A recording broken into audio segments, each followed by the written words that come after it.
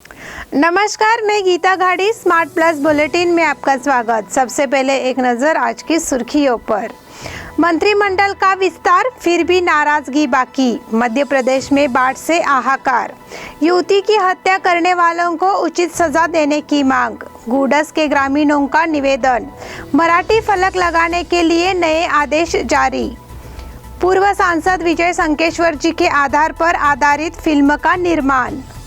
Hotel Adarsha palace आपके लिए लाए हैं फूड पार्सल और home delivery service, breakfast, lunch और dinner, South Indian, North Indian, tandoori. कोविड-19 के तहत स्वच्छता और सभी नियमों का पालन।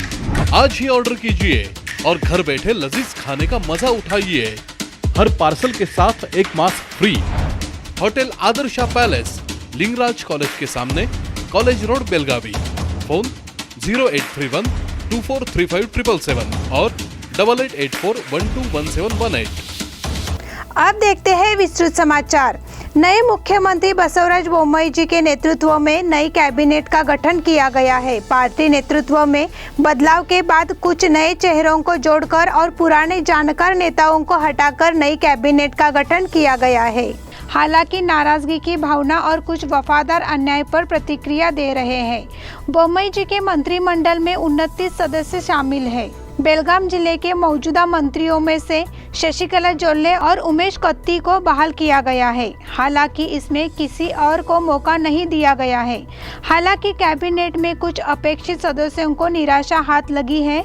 मुख्यमंत्री जी ने नई दिल्ली जाकर कैबिनेट सदस्यों की सूची को कायम किया है। इसके बाद इसकी घोषणा की गई है। लेकिन जिन लोगों को कैबिनेट में सीट नहीं मिली, उनके समर्थकों ने नाराजगी जताई है। नई मंत्रिमंडल का शपथ ग्रहण बुधवार दोपहर को हुआ। मध्य प्रदेश में बाढ़ से हाहाकार। मध्य प्रदेश में पिछले कुछ दिनों से हो रही भारी बारिश ने ग्वालियर चंबल इलाके में कहर बरसा रखा है। क्षेत्र के करीब 1177 गांव बाढ़ से प्रभावित हुए हैं। नागरिकों और जानवरों की जान बचाने के लिए संघर्ष जारी है। शिवपुरी और श्योपुर जिले में हालात और खराब हो गए हैं। मध्य प्रदेश का शिवपुरी जिला बारिश से बह गया है। करीब 200 गांव बाढ़ की चपेट में आ गए हैं और 22 गांव पानी में डूब गए हैं। प्रशासन स्थिति को नियंत्रित करने का प्रयास कर रहा है। एनडीआरएफ और एसडीआरएफ की कोशिशें चल रही है। वहीं भारतीय सेना को भी बुला लिया गया है। हमारे 2 मंत्रियों ने स्थिति पर नजर रखने के लिए शिवपुरी में कंट्रोल रूम बनाया है। भारतीय सेना 4 कॉलम की मांग कर रही है। एक कॉलम में 80 सेना के जवान होते हैं। मध्य प्रदेश के मुख्यमंत्री शिवराज सिंह चौहान जी ने कहा है कि सेना भेजना उचित होगा। युवती की हत्या करने वालों को उचित सजा देने की मांग। हारूगेरी तालुका रायबाग के गांव के 16 वर्षीय युवती की हत्या कर दी।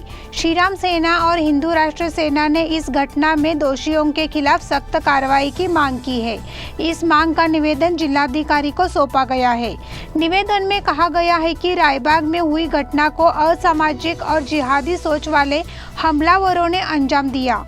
कैंप में भी एक बच्ची के साथ ज्यादती की घटना भी हो चुकी है। पुलिस प्रशासन को इस प्रकार के खिलाफ सक्रिय होने की जरूरत है। सरकार को उचित न्याय के लिए आवश्यक कदम उठाने चाहिए। साथ ही पीड़ित परिवार को आर्थिक मदद की भी मांग की है। निवेदन देते समय एसोसिएशन के अध्यक्ष रवि कुमार कोकितकर सहित अन्य सदस्य उपस्थित थे। गूडस के ग्रामीणों का निवेदन। गूडस तालुका हुक्केरी के ग्रामीणों की भूमि की रक्षा की जानी चाहिए, ऐसी मांग यहां के ग्रामीणों ने की है। बुधवार को जिलाधिकारी को मांग पत्र सौंपा गया। निवेदन में कहा गया है कि जमीन को सुरक्षित रखने की मांग पहले भी कई बार की जा चुकी है, लेकिन इसे नजरअंदाज कर दिया गया है। इसलिए इस जमीन पर अतिक्रमण हो रहा है। मांग की गई है कि सरकार जमीन को सुरक्षित रखने के लिए सक्रिय कदम उठाए। मराठी फलक लगाने के लिए नए आदेश जारी।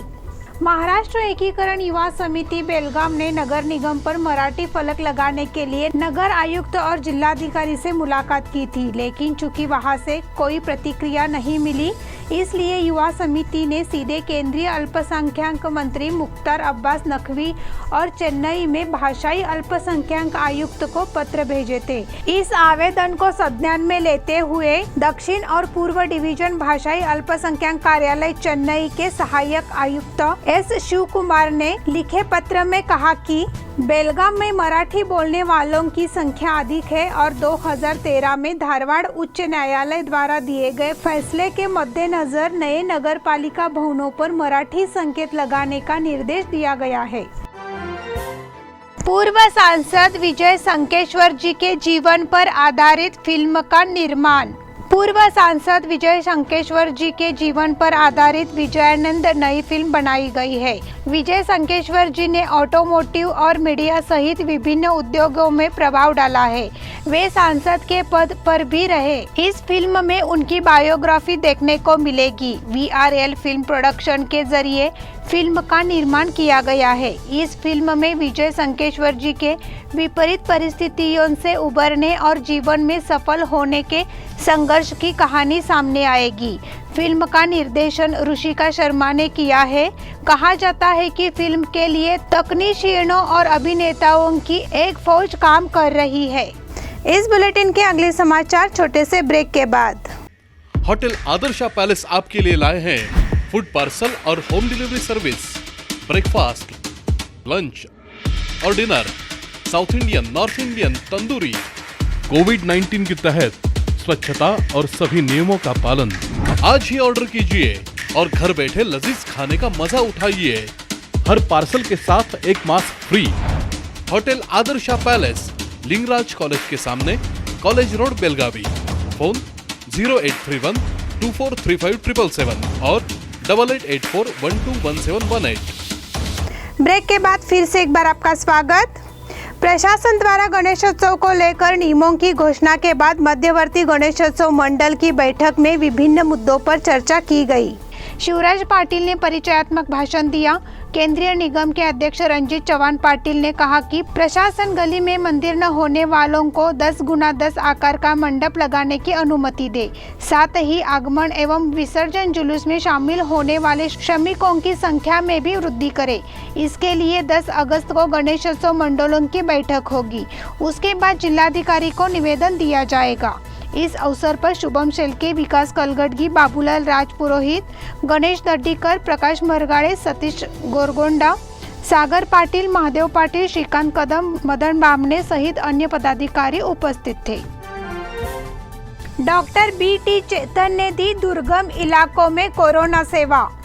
कणकुंबी स्थित स्वास्थ्य केंद्र के चिकित्सा अधिकारी डॉक्टर BT चेतन ने दुर्गम पहाड़ी और वन क्षेत्रों में रहने वाले हजारों परिवारों को उनके घर तक जाकर कोरोना सेवाएं उपलब्ध कराने का कार्य किया है। अत्यंत प्रतिकूल परिस्थितियों में रहने वाले मेहनतकश समुदाय के लिए उनकी सेवा की सराहना की गई है। उन्होंने मीडिया से बातचीत कर इस बात की जानकारी दी।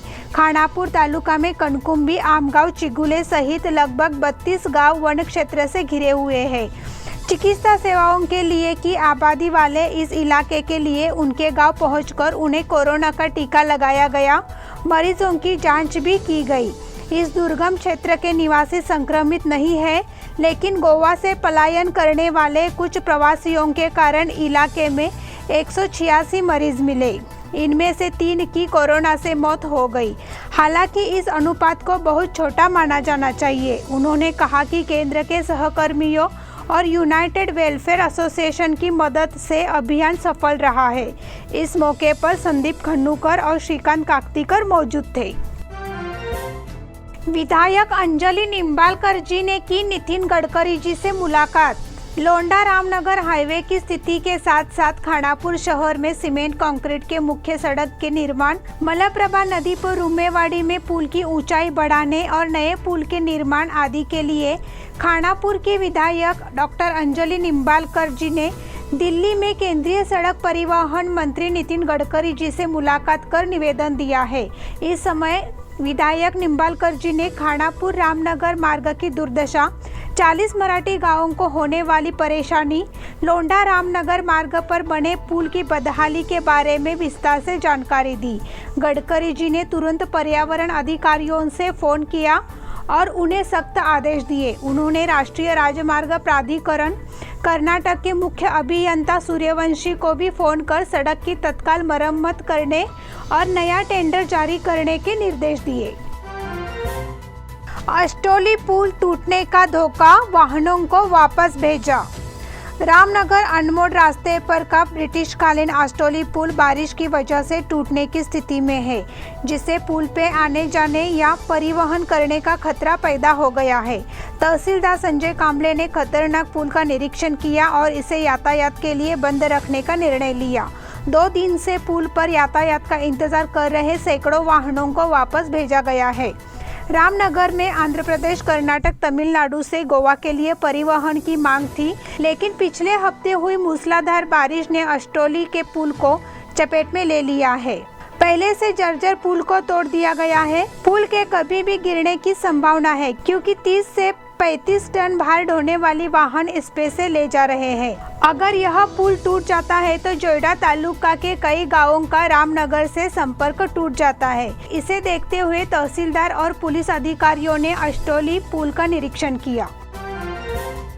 कछुओं की तस्करी के मामले में 2 गिरफ्तार। कछुओं की तस्करी कर बेच रहे 2 लोगों को वन विभाग ने गिरफ्तार किया है।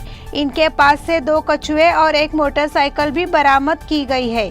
गिरफ्तार किए गए संदिग्धों की पहचान पुंडलिक लक्ष्मण नसलापुरे, उम्र 27, विजयनगर चिक्कोडी निवासी, और शशांक नागेश पुजारी, उम्र 23, वडगांव निवासी के रूप में हुई है। पुलिस उप निरीक्षक वन विभाग और उनके सहयोगी रोहिणी पाटिल ने कहा कि 3 किलो 850 ग्राम और 1 किलो वजन के जीवित कछुए और एक मोटरसाइकिल भी जब्त की गई है। क्रांति सिंह नाना पाटिल और स्वतंत्रता आंदोलन पर व्याख्यान। बेलगाम में 1924 के कांग्रेस अधिवेशन में महत्वपूर्ण निर्णय लिए गए। सामाजिक मुद्दों के साथ साथ राजनीतिक मुद्दों को भी उठाने पर सहमति बनी। इसलिए इस सम्मेलन के बाद स्वतंत्रता संग्राम व्यापक हो गया। अधिवेशन में यह भी चर्चा हुई कि आज़ादी के बाद हर नागरिक को वोट देने का अधिकार होगा। पूर्व प्रधानाचार्य आनंद मेंस ने कहा, वह इस बारे में बात कर रहे थे। कृष्णा शापूरकर अध्यक्ष थे। अनिल आजगावकर ने प्रास्ताविक किया। मंच पर नागेश सातेरी उपस्थित थे। बांग्लादेश ने ऑस्ट्रेलिया को हराकर रचा इतिहास। बांग्लादेश ने पहले बल्लेबाजी करते हुए 131 रन बनाए। बांग्लादेश के लिए शाकिब अल हसन ने सर्वाधिक 36 रन बनाए। इस बार मोहम्मद नईम ने 30 रन बनाए। नहीं लगता था कि बांग्लादेश इस बार जीत पाएगा, लेकिन बांग्लादेश ने इस बार ऑस्ट्रेलिया को 108 रन पर ऑल आउट कर इतिहास रच दिया। बांग्लादेश ने अब तक ऑस्ट्रेलिया को T20 मैच में कभी नहीं हराया, लेकिन आज के सीरीज में पहले मैच में उन्होंने ये किमिया दिखा दी है। अहमद ने इस मैच में 19 रन देकर 4 ऑस्ट्रेलियाई बल्लेबाजों की वापसी। इसी वजह से बांग्लादेश यह जीत हासिल करने में सफल रहा। ऑस्ट्रेलिया और बांग्लादेश के बीच अब तक 4 T20 मैच खेले जा चुके हैं, लेकिन इस T20 मैच में ऑस्ट्रेलिया की जीत हुई थी और बांग्लादेश की जीत खाली थी। लेकिन 5वें मैच में बांग्लादेश के दमदार प्रदर्शन ने उन्हें पहली बार ऑस्ट्रेलिया को हराते हुए देखा। अब बांग्लादेश और ऑस्ट्रेलिया के बीच 5 मैचों की T20 सीरीज होगी। सीरीज का पहला मैच जीतने के बाद बांग्लादेश अब 1-0 से आगे चल रही है, लेकिन हर कोई यही सोच रहा होगा कि क्या बांग्लादेश अब भी सीरीज जीत पाएगा। तो अब इस सीरीज पर क्रिकेट जगत की नज़र है। साथ ही अगले कुछ दिनों में T20 विश्व कप खेला जाएगा। ऐसे में इस जीत के बाद बांग्लादेश की टीम की मानसिक मजबूती निश्चित रूप से बढ़ेगी। भारत को टोक्यो ओलंपिक में 4 पदक जीतने का मौका। रवि कुमार का कुश्ती में सेमीफाइनल दोपहर 2:45 बजे हुआ। दीपक पुनिया भी आज सेमीफाइनल में खेले। भाला फेंक क्वालिफाइंग दौर में ग्रुप ए में नीरज ने फाइनल में जगह बनाने के अपने पहले प्रयास में 86.65 मीटर का भाला फेंका। यह नीरज चोपड़ा का पहला ओलंपिक है। उन्होंने पहले प्रयास में शानदार प्रदर्शन किया। फाइनल में पहुंचने के लिए कम से कम 83.50 मीटर का भाला फेंक की जरूरत थी। नीरज ने इस अंतर को आसानी से पार कर लिया। ग्रुप ए में 4 अगस्त टोक्यो ओलंपिक में भारत के लिए खुशी का दिन है। भाला फेंक में भारत के नीरज चोपड़ा फाइनल में पहुंच गए हैं। फाइनल 7 अगस्त को होगा। कुश्ती में रवि कुमार दहिया और दीपक पुनिया सेमीफाइनल में पहुंच गए हैं। महिला हॉकी में भारत आज दोपहर सेमीफाइनल मैच खेला। बॉक्सिंग में लवलिन बोर्गोहेन पहले ही पदक हासिल कर चुकी है। लवलिन ने कांस्य पदक हासिल किया है और सेमीफाइनल में आज की जीत के साथ पदक का रंग बदलने का मौका है। अगर लवलिन जीत जाती है तो यह बॉक्सिंग फाइनल में पहुंचने वाली पहली भारतीय होंगी। 16 खिलाड़ियों की लिस्ट में नीरज चोपड़ा टॉप पर है। नीरज ने वर्ल्ड जूनियर चैंपियनशिप जीती थी। उनका सर्वश्रेष्ठ प्रदर्शन 88.07 है। ऐसा उन्होंने मार्च 2021 में इंडियन ग्रैंड प्रीमियर 3 में किया था। लवलिन को बॉक्सिंग में कांस्य पदक, टोक्यो ओलंपिक में भारत को तीसरा पदक। भारतीय बॉक्सर लवलिन बोर्गोहेन ने महिलाओं के 69 किलोग्राम वर्ग में कांस्य पदक जीता। यह टोक्यो ओलंपिक में भारत का तीसरा पदक है। सेमीफाइनल में तुर्की के बुसेना सुरमेनेली ने लवलिन को हराकर फाइनल में प्रवेश किया। ओलंपिक में बॉक्सिंग में यह भारत का तीसरा पदक है। इससे पहले विजेंद्र सिंह ने 2008 में कांस्य और 2012 में मैरी कॉम ने कांस्य पदक जीता था। 9 साल बाद भारत ने ओलंपिक में पदक जीता है। चीन ने वर्तमान में 32 स्वर्ण, 21 रजत और 16 कांस्य पदक के साथ पदक तालिका में सबसे आगे है, जबकि संयुक्त राज्य अमेरिका 25 स्वर्ण, 29 रजत और 21 कांस्य पदक के साथ दूसरे स्थान पर है। जापान 20 स्वर्ण, 7 रजत और 12 कांस्य पदक के साथ तीसरे स्थान पर है। भारत 1 रजत और 2 कांस्य पदक के साथ 62वें स्थान पर है। टोक्यो 2020 ओलंपिक में भारत की पदक तालिका 4 अगस्त को 2 गुने से अधिक होने की संभावना है। भारत अब तक वेट लिफ्टिंग में रजत और बैडमिंटन में कांस्य पदक जीत चुका है। वेट लिफ्टिंग में मीराबाई चानू और बैडमिंटन में पीवी सिंधु ने पदक जीते हैं। इसी के साथ स्मार्ट प्लस बुलेटिन के आज के समाचार समाप्त हुए। धन्यवाद।